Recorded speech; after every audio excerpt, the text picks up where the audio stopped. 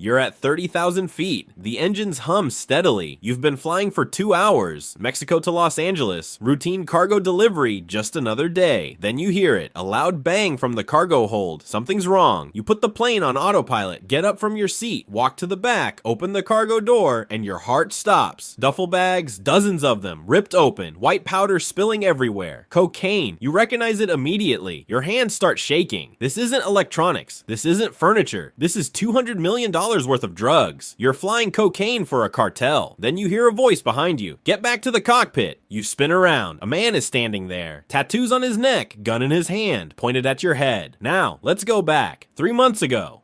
You were Jake Morrison, experienced cargo pilot, 15 years in the industry, good record, clean background. Then your airline went bankrupt. You lost your job. Your wife was 7 months pregnant. Bills were piling up. Rent was overdue. You were desperate. Then you got an email. High-paying cargo pilot position, $15,000 per flight, immediate start. You thought it was a scam, but you called anyway. The interview was at a small office near the airport. The boss was a man named Ricardo, mid-40s, expensive suit, professional. He shook your hand, looked at your resume. You're perfect for this, he said. We transport goods for international clients. High-value items, electronics, industrial equipment. We need someone reliable. It seemed legitimate. The paperwork looked real.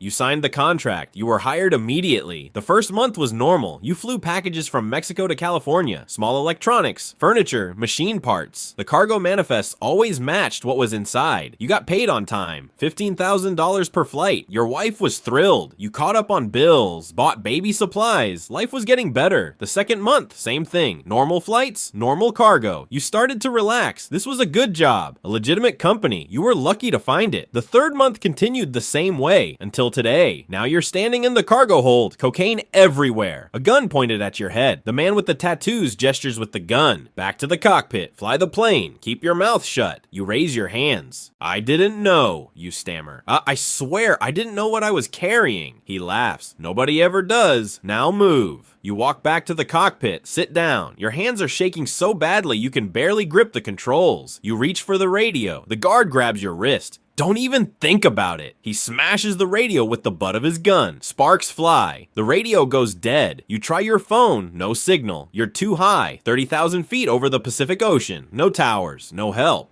What do you want me to do? You ask. Land in Los Angeles, he says. Private airfield. Coordinates are already programmed. You look at the navigation system. He's right. The flight plan has been changed. Not LAX, a small airfield outside the city. You've never heard of it.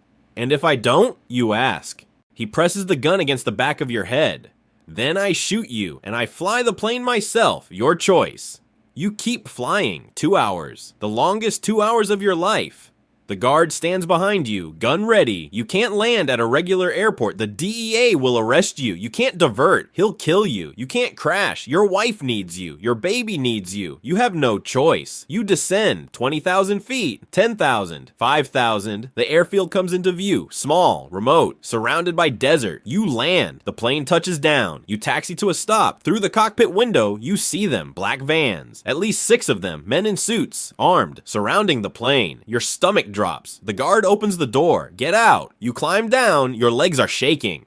The men surround you, then you see him, Ricardo, your boss, walking toward you with a smile. Jake, he says warmly. Good flight. You stare at him. What is this? You whisper. He pats your shoulder. Welcome to the family. Ricardo walks you to one of the vans. Inside, he opens a folder, pulls out photos. Your wife at the grocery store, your parents' house, your sister walking her dog, every person you love, photographed, watched. You've been flying for us for 3 months, Ricardo says. That's 42 flights, $600 million worth of product. The DEA has been building a case. They have flight logs, manifests, all with your name, your signature, your pilot's license number. You feel sick. I didn't know, you say. I thought it was legitimate cargo. Ricardo shrugs. Doesn't matter what you thought. What matters is the evidence. You're looking at 40 years in federal prison, maybe more. Tears fill your eyes. Please, I have a wife, a baby on the way. Ricardo leans forward. I know, that's why I'm giving you a choice. You keep flying for us. We pay you $50,000 per trip. Your family stays safe. You stay out of prison, or you refuse, and we kill everyone in those photos, starting with your wife. Then we make sure you go to prison anyway. You can't breathe. This can't be happening. But it is. You look at the photos again. Your wife's smiling. She has no idea. What do I do? You whisper. You fly, Ricardo says. That's all. You fly our cargo. You don't ask questions. You don't talk to anyone. You do exactly what we tell you. And everyone stays safe. You close your eyes. You have no choice. Okay, you say. I'll do it. Ricardo smiles. Smart man. 8 months pass. You've flown 43 more flights. All drugs. Cocaine, heroin, methamphetamine. Millions of dollars worth. You're making more money than you ever did as a legitimate pilot. New house. New car. Your daughter Emma was born. She's 4 months old now. Beautiful. Perfect. Your wife thinks you work for a successful cargo company. She's proud of you. But every night you can't sleep. Every time you hold Emma, you want to cry. You're a criminal, a drug trafficker, and there's no way out. Then Ricardo calls. I have good news, he says. One final flight. The DEA is closing in on some of our competitors. We need to relocate the operation. This is your last job, triple pay. $150,000. After this, you're done. Free. You can walk away. You can't believe it. You're serious? You ask? You'll let me go? Ricardo laughs. You've been loyal. You've earned it. One more flight. Tomorrow night. Then you disappear. New city. New life. We'll even give you a bonus. Hope floods through you. Freedom. Finally. One last flight. You can do this. The next night, you arrive at the hangar. The plane is loaded. Ricardo shakes your hand. Good luck, Jake. After tonight, you're a free man. You climb into the cockpit. Start the engines. Taxi to the runway. Take off. The flight is at night. Low altitude, Arizona desert, secret airstrip. You're flying careful, quiet. 30 minutes in, everything is fine. Then your radio crackles. November 7-4. Alpha, this is the United States Drug Enforcement Administration. You are ordered to land immediately. Your blood runs cold. You look out the window. Fighter jets. 2 of them, one on each side. Their lights blinding. Below you, helicopters. Searchlights. Dozens of them. Land now or we will force you down. You have no choice. You descend. Land on a highway. The moment you touch down, you're surrounded. DEA agents. SWAT teams. 50 of them. Guns drawn. Get out of the aircraft. Hands up. You climb out. Hands raised. They slam you to the ground. Handcuffs on your wrists. Jake Morrison, you're under arrest for drug trafficking. DEA headquarters, interrogation room, a metal table, bright lights. An agent sits across from you. You're facing 35 years minimum, he says. Multiple counts of drug trafficking, international smuggling, money laundering. You put your head in your hands. Your daughter is 4 months old. You'll be 70 when you get out. But, the agent continues, we can make a deal. You look up. What kind of deal? The agent leans forward. Ricardo wasn't who you thought he was. He's been working undercover for the DEA for 2 years. The entire operation was a sting. We've been monitoring every flight, every shipment, building a case against the real cartel bosses. You were an unknowing informant. Your mind spins. What? The agent nods. Ricardo's real name is Agent Ricardo Vasquez. DEA Special Operations. Everything you flew, we tracked. We used your flights to identify the entire cartel network. Suppliers, distributors, money launderers. We arrested 47 people tonight. High-level targets. You can't process this. So, I was working for you? The agent smiles. Technically, yes. You didn't know it, but yes. He slides a document across the table. Wait. Here's the deal. You testify at the trials, give us everything you know, flight routes, pickup locations, names. In exchange, we grant you full immunity, clean record, no prison time. You walk away free. You stare at the paper. And my family? Safe, the agent says. Protected. You're a hero, Jake. 6 months later, the trials are over. You testified against everyone. The cartel bosses were sentenced. Life in prison, multiple life sentences. Ricardo, Agent Vasquez, shook your hand. You did good, Jake. You helped take down one of the biggest cartels in North America. You're free, clean record. The DEA even gave you a commendation letter. You moved to a new city, got a job as a flight instructor at a small airport. Legitimate work, honest work. Your wife and daughter are safe. Life is good, normal. Finally, 3 years pass. Emma is 4 years old now. She loves planes. You take her to the airport on weekends. Show her the cockpits. She wants to be a pilot like daddy. Your wife has a good job. You have a house, a normal life. The nightmare is over. You're free. One Saturday, you're at the grocery store, buying cereal, orange juice, Emma's favorite strawberry yogurt. You turn down an aisle and you see him, Ricardo, standing there, looking at canned soup. Your heart stops. He looks up, sees you, smiles. Jake, he says warmly. Long time. You stare at him. He's not supposed to be here. He should be in witness protection, somewhere far away. Ricardo, you stammer. What are you doing here? He picks up a can of soup, examines it. Shopping, same as you. You look around, no one else in the aisle.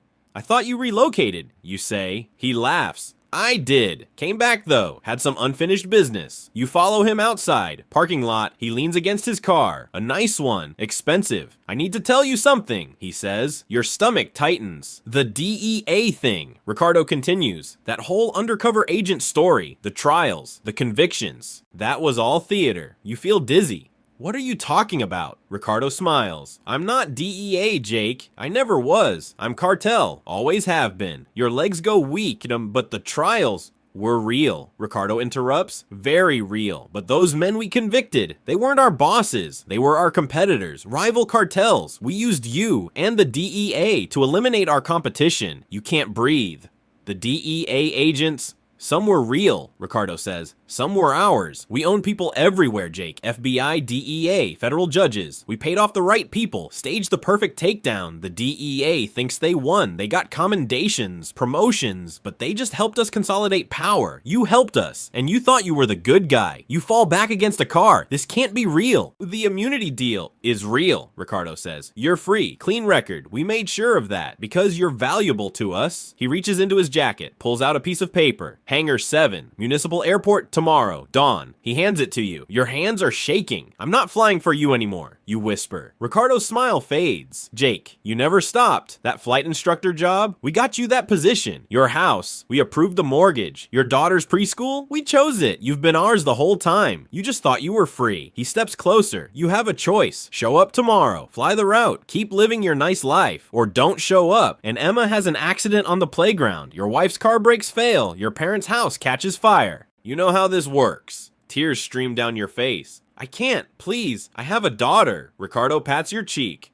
So do I, Jake. 3 of them. That's why I do what I do. Family comes first. He gets in his car, starts the engine, rolls down the window. See you tomorrow. Dawn, don't be late. He drives away. You stand there. Parking lot, grocery bag in one hand, paper in the other. Everything you thought was real was a lie. The rescue was fake. The trial was fake. Your freedom was fake. You were never working for the DEA. You were always working for the cartel, even when you thought you won, even when you thought you escaped. They controlled everything. Your job, your house, your life. You were never free. You were always their prisoner. Your phone rings. It's your wife. Honey, where are you? Emma's waiting for her yogurt. You look at the paper. Hangar 7, tomorrow, dawn. I'm coming, you say. Your voice cracks. I'll be right home. You hang up, look at the sky, clear, blue, beautiful. You think about running, taking your family, disappearing, but you know the truth. There's nowhere to run. They own everything, everyone. You put the paper in your pocket, pick up the grocery bag, walk to your car. That night, you can't sleep. You watch Emma sleeping in her bed. So innocent, so perfect. You kissed your wife goodnight, told her you love her. She has no idea. Nobody does. At 5 a.m., you get up, get dressed, drive to the airport, Hangar 7. The plane is already there. Engines running, cargo loaded. You know what's inside. You've always known. You climb into the cockpit, sit down, put on the headset, your hands move automatically. Pre-flight check, systems normal. You taxi to the runway, the sun is rising, orange and pink, beautiful. You take off, climb into that perfect sky, and you realize the horrible truth. You'll never escape. You'll fly for them forever. 1 flight becomes 10, 10 becomes 100. They own you. Your freedom was always an illusion. You were in prison the whole time. You just couldn't see the bars. The radio crackles. Good morning, Jake. Ricardo's voice. Welcome back to work. You don't respond, just fly. The numbers glow on your screen. Coordinates, altitude, speed. You're a machine now, not a man, just a pilot, flying drugs. Forever. You close your eyes and you understand this is your life now. The cartel never lets go.